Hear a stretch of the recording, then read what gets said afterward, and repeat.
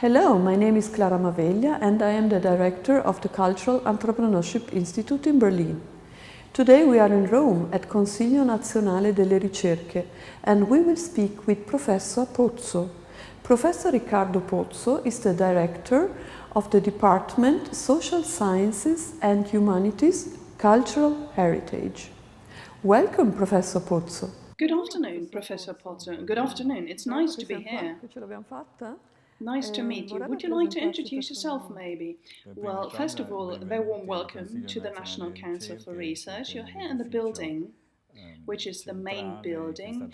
It was built in 1936 and inaugurated by Guglielmo Marconi. We're here in this room, and I have been the director of the Humanities and Social Sciences and Cultural Heritage Department for 4 years now. This is a nice responsibility.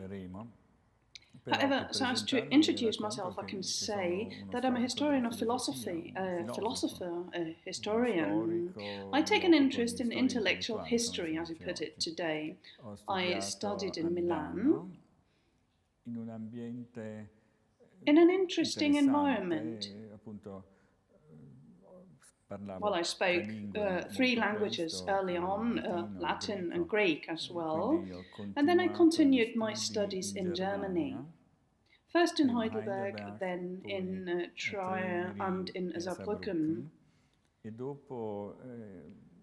Then I gained the German postdoctoral teaching qualification, and I was called as a German professor.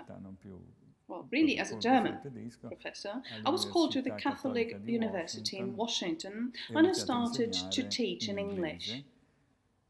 I taught German philosophy, Kant and Hegel, and in the audience there were interesting and gifted students. They needed to speak Latin, Greek and German so as to earn their diploma or PhD from me. And after 7 years, the Italians asked me to return to Italy as an American professor. Because then I was an American professor, so I went back to Italy and I became a professor in Italy at the University of Verona at the chair of History of Philosophy. I stayed there for 7 years.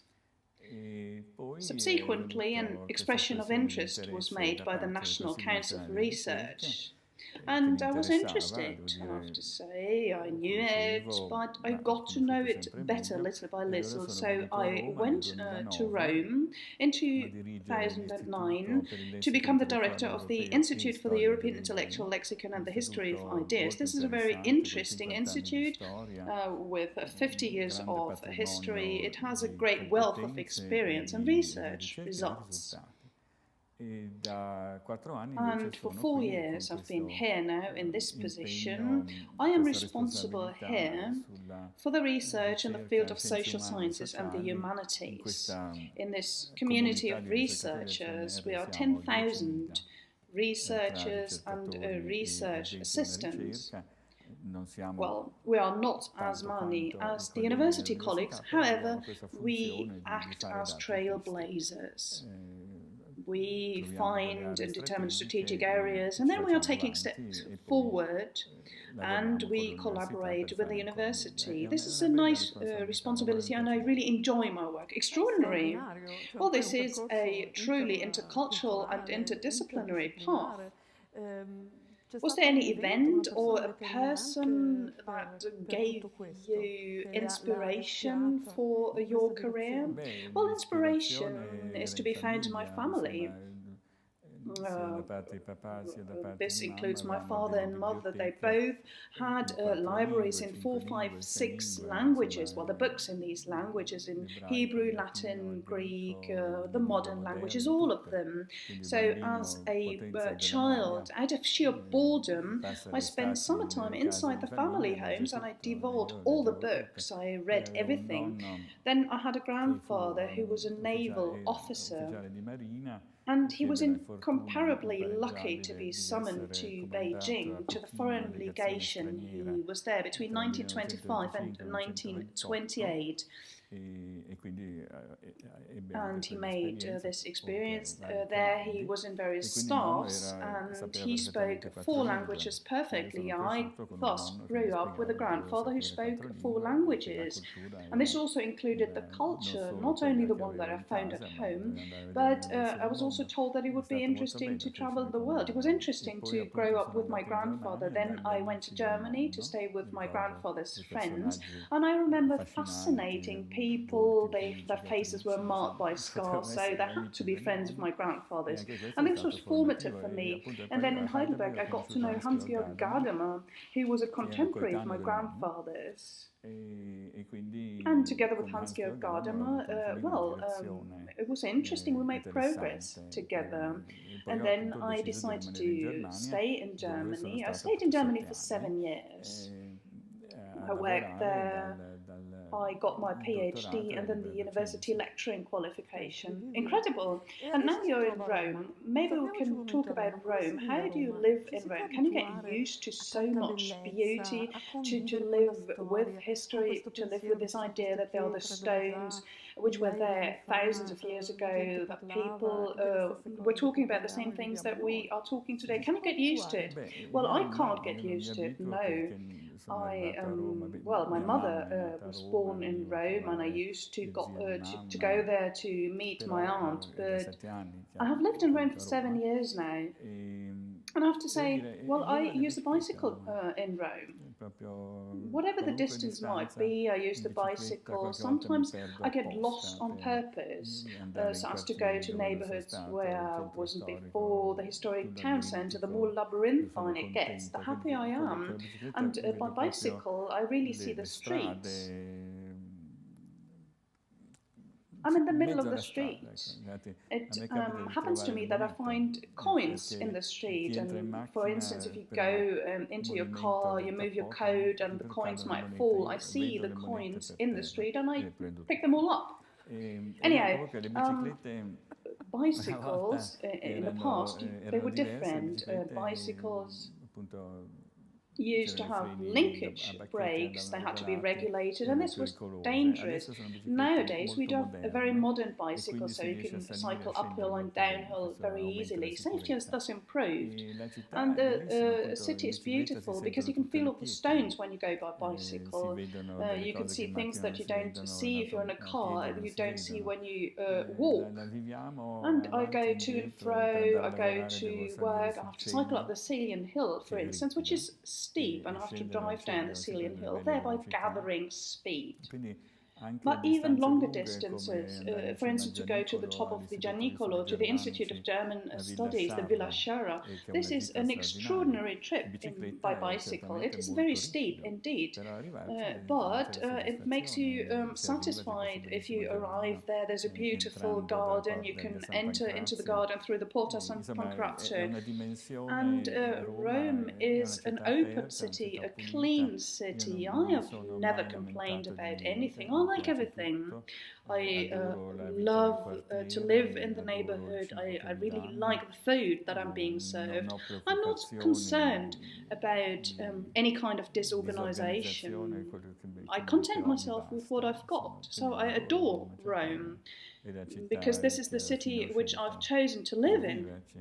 Of course. Well, maybe you can say something about your responsibility. Given all the responsibility, all the trips, you have to stay in other countries. How can you balance work and family? How do you manage to do that? Well, it means to go back at the end of the week and to remain stationary. We've got kind of a saying, you don't go there, you don't go any further than Porta Metronia. We stay in a neighbourhood, and we do this rigorously. Also to try and get some rest, because as a matter of fact, the rest of the week is very demanding. In my profession, in my job, it happens quite frequently that I've got the taxi at 4:45 a.m. and I go back by taxi at midnight. This happens quite often, but I prefer it like this because Brussels, for instance, is a beautiful city without any doubt. You go there, but I can't stay in Brussels for 2 days. I have to go in the morning, go back in the evening. I've got a meeting there that lasts 2 hours. I add other meetings, so at the end I've got maybe 6 hours of meetings. And this is normal. It is normal to go there on a mission for the CNR or for the government itself, for the ministry as well as the representative of Italy. And I try to do everything within 1 day and then go back home. To reconcile family with this, as you can imagine, is really extremely tiring. And, well, you make up for it by enjoying Rome. One small step at a time. A piccoli passi. Maybe you can say something about your career. How have you planned your career, or was it rather by intuition? How did it work out? Well, let's put it like this. I have more or less done what nobody expected me to do. Just by general rule, because academic life in Italy is, well, as follows. You're a young person, you go to university, then you become an assistant, you've got your first post, then professor, you get a tenure professorship, you stay there, you become the director, whatever. But at the end, such a person knows where the light switches and all the corridors are, because the person spent his entire life there. I didn't do it. As I've already said, I had the privilege to change assignments every 7 years. This is this Phoenician number, the number 7, which is magic. Every 7 years I've changed so far because people knew what I was doing, and well, after a while I was asked, and then I took this into consideration. It wasn't my choice. Usually I say, yes, I'm interested, of course, but this is rather rare in human sciences to change that radically. I studied, I stayed in Germany for 7 years until the university lecturing qualification, then I stayed in the US for 7 years, and it went very well for me in the US. Then I received an irresistible offer, so I came back to Italy, to the CNR, and the 7th year is about to expire, so let's wait and see what is going to happen. Well, the National Council for Research, maybe you can explain what the National Council for Research does exactly. Well, the National Council for Research is a public research body. There are the universities, as you know. They date back to the Middle Ages. The first one was in Bologna in 1189. And then there are students, professors, universitas. That means the community and the universality of teachers and learners. And then there are the academies that were founded by the princes. I don't know, for instance, Rudolf II of Habsburg in Prague wanted to have Kepler, and he got Kepler because he was interested in specific chemical processes. Then there was Federico Cesi, who founded the Linnean Academy in 1603. He was the Pope's nephew. And he as well reunited Galilei and various others because he was interested in this. However, these were decisions taken by the monarch based on his interests, and this then had an impact on the kingdom. Public research bodies, though, were something that arose from positivism when the unity of scientists became firmly established, because there were two movements: the movement of the International Union of Academies and the movement of the Union of National Councils for Research. And the first ones to set up a public research body were the Germans. Because Max Planck Gesellschaft was founded in 1911 as the Kaiser Wilhelm Gesellschaft. And the director was Adolf von Harnack, a great theologist. He was the driving force behind the idea of the historical school. And what was bouleversant, which was stunning to everybody, was that the Germans, before they had the National Council for Research, they won the Battle of Ypres. The Battle of Ypres lasted from the 24th of April 1915 to the 28th of April 1915, and this was the battle where the Germans used chlorine gas, that is, chemical weapons. Chemical weapons were invented by Fritz Haber, who was a great chemist in Berlin, and he worked in one of the institutes of the Kaiser Wilhelm Gesellschaft. So it was a terrible shock to see that the German government, or rather the German Empire, banking on this tool of research organization that was totally for this, like a factory, you must do this and that this empire managed to have these weapons. So the reaction was immediate. In Italy, we had a mathematician who was a fantastic person, Vito Volterra. He was 45 years old then, and he immediately volunteered for the Corps of Engineers. He stayed in uniform as a captain and a major for 3 years, and he organized the Italian public research, starting with the Inventions and Patent Office of the Ministry of War. With results, of course, and in the 1920s, the public research body, which is the National Council for Research, was set up. This is where you are now. And the National Council for Research started to be interested in our subject matters, that is, human and social sciences, but this is something rather recent compared to its foundation, because Volterra, who was the first chairman, started in 1923, and one had to wait for 40 years until reform was passed by Parliament. And then the National Council for Research was interested in all subject matters, that is, kind of 360 degrees, human and social sciences, cultural sciences, etc., now fall within our competence. And this is something really exciting. I said that I was the director of the Institute for the European Intellectual Lexicon.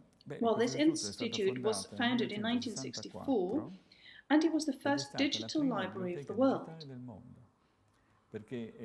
Because it was us who used transcriptions on punch cards, still on punch cards, not tapes, punch cards. And we gave this to the National University Centre of Electronic Calculation in Pisa. And this was the only such centre in 1964. And on this basis of the transcriptions, electronic transcriptions of the texts, we received the first concordance lists. And we started with philosophical terminology of digital humanities. We were the first ones to do that. This institute is 50 years old or older. It has published 120 books, and this is a really rare project of digital computer sciences and digital philology. It also survived 3 migrations in 50 years, and we did this for philological sciences. We did something similar for legal sciences. We applied some technology. The CNR was responsible for the introduction of cybernetics in Italy. It was our researchers, together with professors of the university, of course. They worked in laboratories using automatic calculation, etc. And then the major turning point was the flood of the Arno River on 4th of November 1966, and it will be the 50th anniversary in a few months' time. What did it mean? Well, the day after, there were 3 million very important artifacts that might be destroyed completely. This provoked an enormous emotional response. Well, of course, to see Christ by Cimabue broken and stained, this was terrible. And there was a major national and international efforts that were undertaken, competences, know-how was offered, but there was also a national effort. The National Council for Research organised this research effort, and this made it possible to increase the efficiency of technology within a few years and to cut down on costs. And it was also possible to renovate all 3 million damaged artifacts. It was beautiful. And this is one of the major endeavors of the CNR. That is to have united these skills of all kinds, that is of historians, archaeologists, archivists, engineers, physicists, chemists, photographers, of everybody, so as to preserve this heritage which would otherwise have been destroyed. Well, you spoke about research, how important it is. It is important to win the war and also, of course, to preserve part of the invaluable Italian cultural and historical and artistic heritage. I would like to dwell on this a little longer. Let us talk about the influence. What is the influence of such a heritage in your point of view? The influence on society, on Italian citizens, and on mankind in general, and on those people who grow up surrounded by so much beauty. They can look at the blue by Giotto, as you said. They can look at the Christ by Cimabue. In your point of view, what is the influence of all this? Well, I would like to talk about a novel there. There's a novel that you might know by an author from Milan called Emilio De Marchi. Demetrio Pianelli is the title of the novel. And this novel starts with a suicide in a house close to the church of San Lorenzo. And there's a passage where he writes about the people in Milan.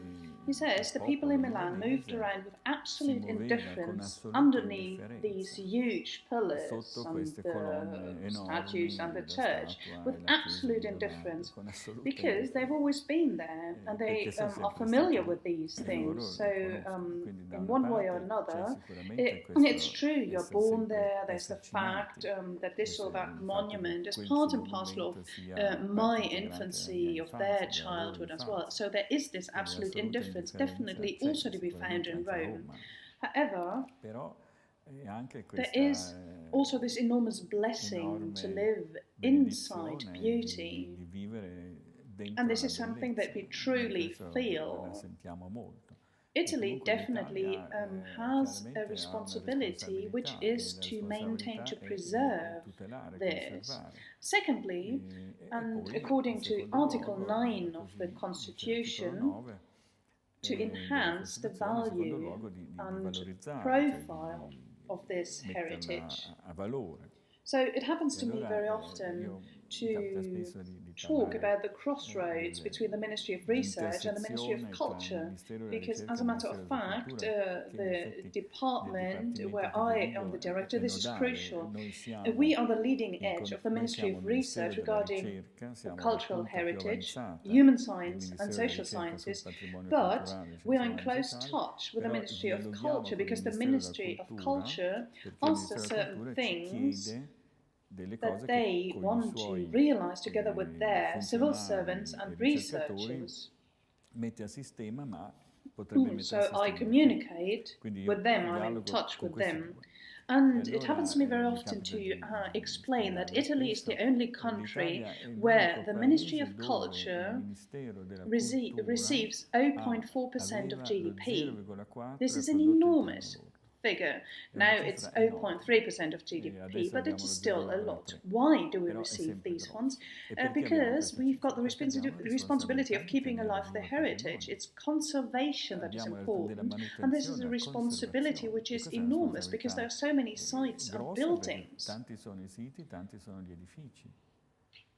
And we've got this responsibility vis-à-vis mankind and humanity, and this allocation is provided for the Ministry of Cultural Heritage and Activities and the Ministry of Tourism, and this is significant. It is higher than in other countries. Why it is so important to preserve the cultural heritage for the next generations? Why is it that important?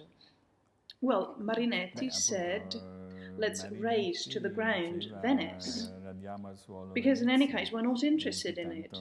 This, however, did not happen. Well, there are certain ways of preserving things.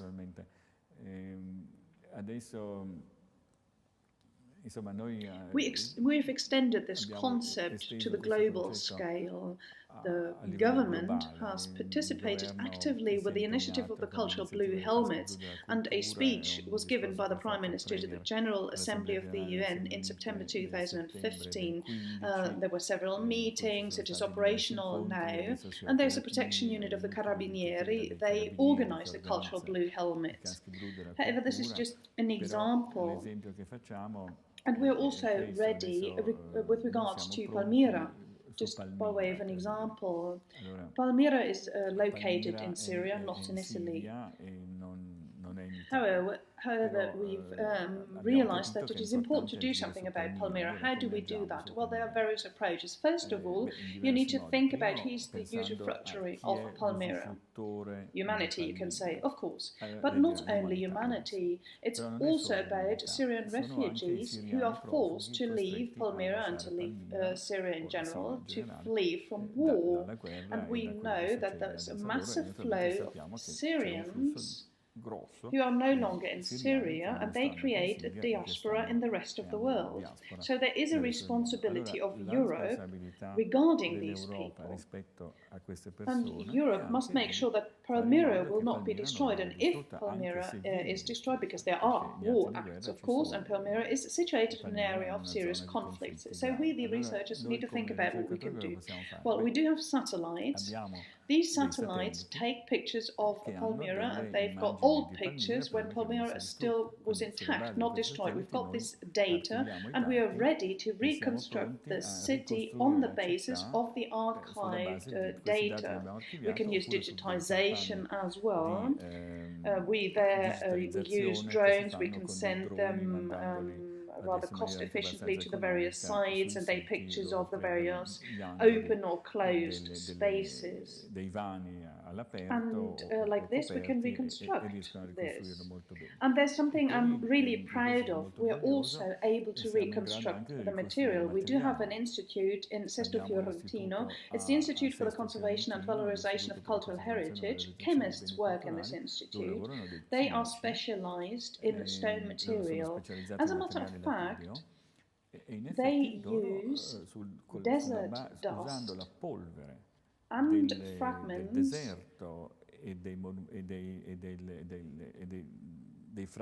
fragments of the destroyed temple. Based on this, they are able to reconstruct the stones themselves. So there will be a reconstruction of the site. We will be able to do that.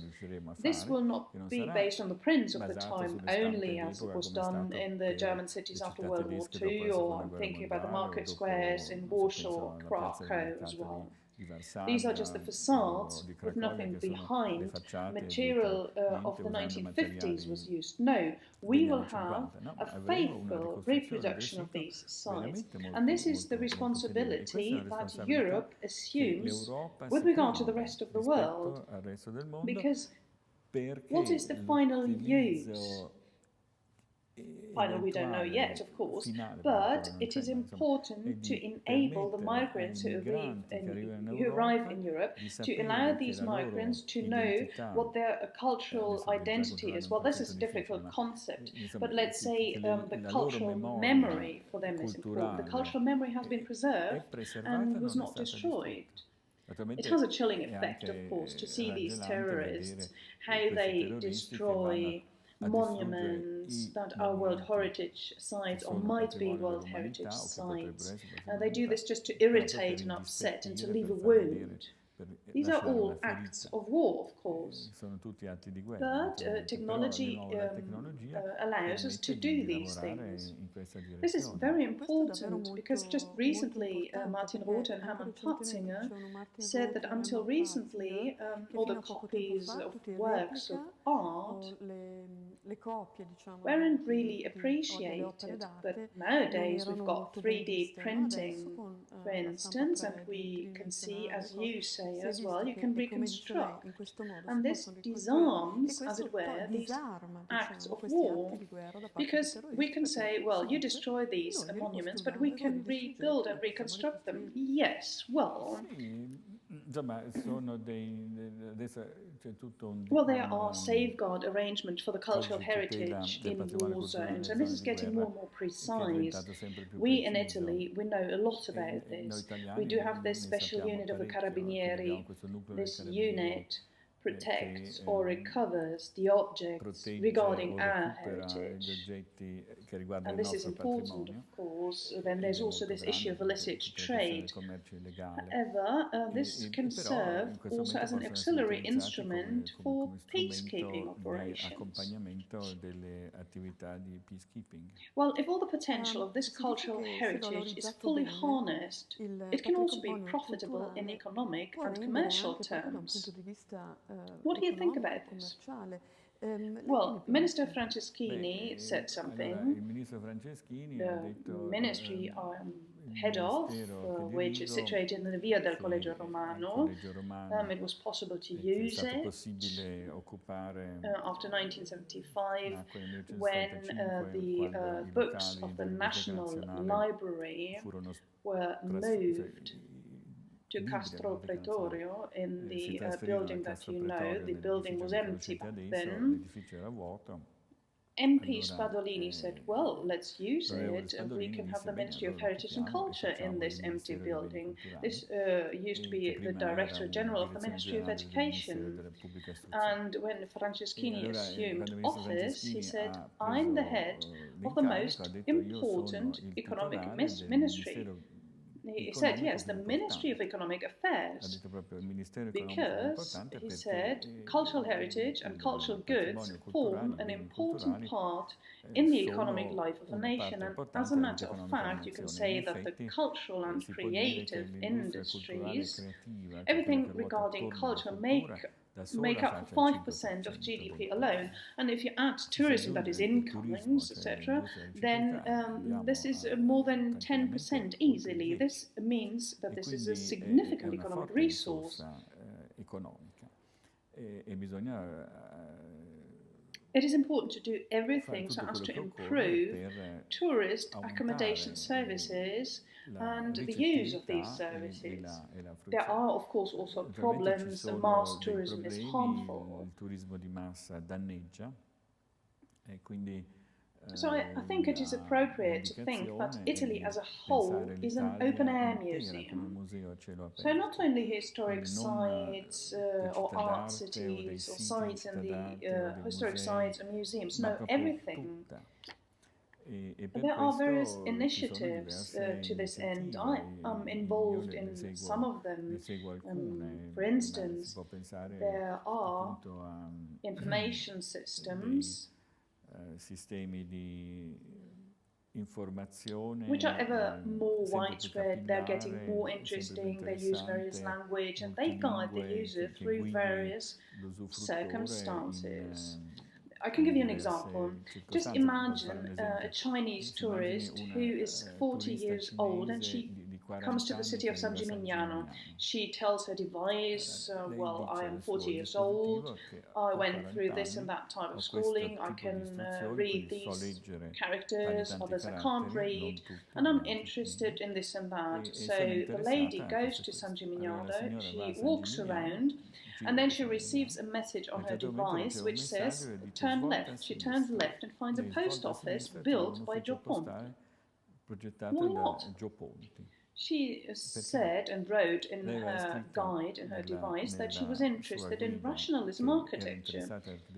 And now she's in San Gimignano, there are the towers, but there's also a post office, which is very beautiful, and she goes just to see it. And this is this nationwide museum, this open-air museum, that is Italy as a whole, and this is what we should achieve. Certainly, what do you think about entrepreneurs who make a contribution towards preserving the heritage, also make a financial contribution regarding the Colosseum, for instance? The Colosseum is a good example. Diego della Valle, for instance, did not leave his name, but it is known that he helped to preserve it, and others want to see their name included in something like this. This is something that must be followed. Minister Franceschino passed an pertinent law which is called art bonus, and this provides significant revenue. it is important and right to do this. We're not flogging off Italy to these entrepreneurs who are taking to heart the preservation, because there is the risk, of course, that irreparable damage might be caused to the objects. So it is important to preserve this. But regarding the provision of services, this opening up for development, well, this is normal economy, and we do have the so-called blue tourism, we've got adventure tourism, we've got cultural tourism. Cultural tourism is very important in our country. As a matter of fact, there is the archaeological tourism fair, and those fond of archaeology find out about new things during this fair. They see that there are new things, there are certain new sites, certain technologies that are new. And this is something which is really important, and we at the National Council for Research are involved in basic and applied research. We work together with the companies, so they are important companies we cooperate with. Now, I don't want to bore you, but we're talking about technological innovation, social innovation and cultural innovation. Technological innovation means discoveries leading to results. The results are then applied, and this gives us the possibility to use these discoveries in society at large. Then society needs to see whether the invention is okay, whether the costs are acceptable, whether there are any ethical or political problems in terms of the implementation, just by way of an example. Cultural innovation is something beautiful. Who knows what it is exactly? Well, cultural innovation means to find indicators which will enable us to see the marks left by those who've made cultural experiences. How is it possible to see these marks? Well, they are being seen by using the indicators of co-creation. I leave a mark when I download a film via Netflix. Or if I go to the cinema and I buy a ticket, this is not the case. However, if I use a Netflix, they know who I am. In the cinema, they don't know who I am. And our dream we're dreaming, which comes true, is the following one. Let's just imagine the National Archaeological Museum of Naples. Beautiful.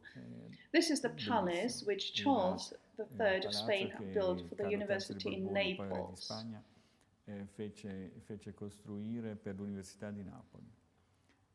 Herculaneum and Pompeii were discovered, and as early as 700, 760, all statues of the Herculaneum and Pompeii were accommodated there. Then the Farnese became members of the royal family, and hence the Farnese collection arrived to Naples. The Farnese bull, for instance. It's funny.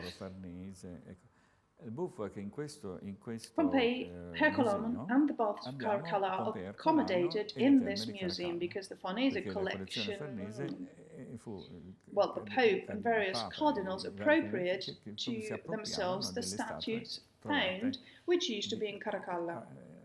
So cultural innovation is exactly this. I, for instance, go to the National Archaeological Museum and I use my mobile phone. I'm being given a device, let's say glasses made of cardboard, costs a trifle by the way, and I use this whilst I see the Farnese bull in Naples. I also see the room of the baths of Caracalla where the Farnese bull used to be, reconstructed in 3D with the fittings that we managed to document, and vice versa. Whilst I'm in Caracalla, I see the empty room, I put on the glasses and I see the Farnese bull. This also holds true for the statues and mosaics of Pompeii and the Herculaneum. We do have this museum which accommodates statues from 2 or 3 very important archaeological sites. Hence, cultural innovation, because whilst I'm wearing the glasses, the machine or the device calculates how many minutes I stay there. The minutes that I lose looking at this and that, of the baths of Caracalla with the Farnese Ball. This is exactly this co-creation. And the mark that I leave. Yes, the mark that I leave. I think we have to move on, because otherwise there will be too many marks.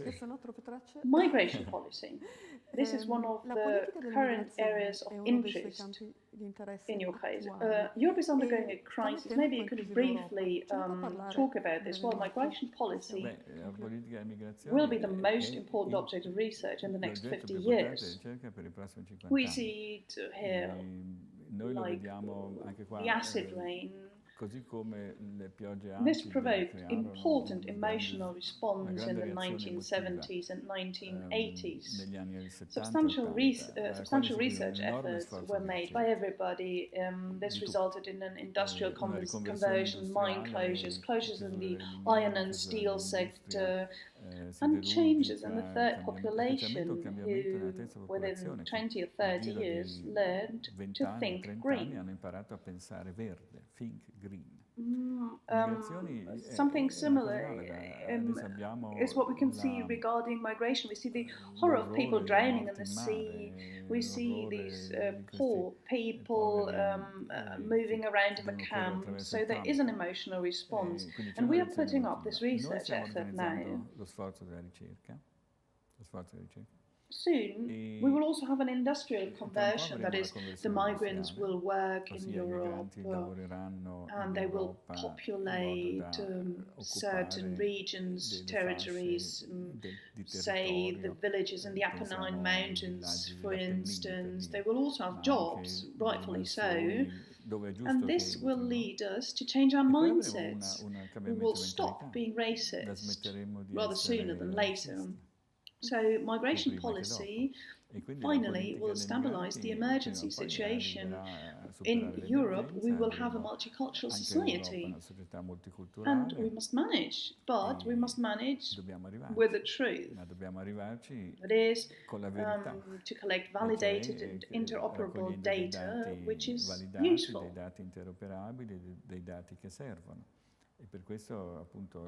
And this really is a task for everybody.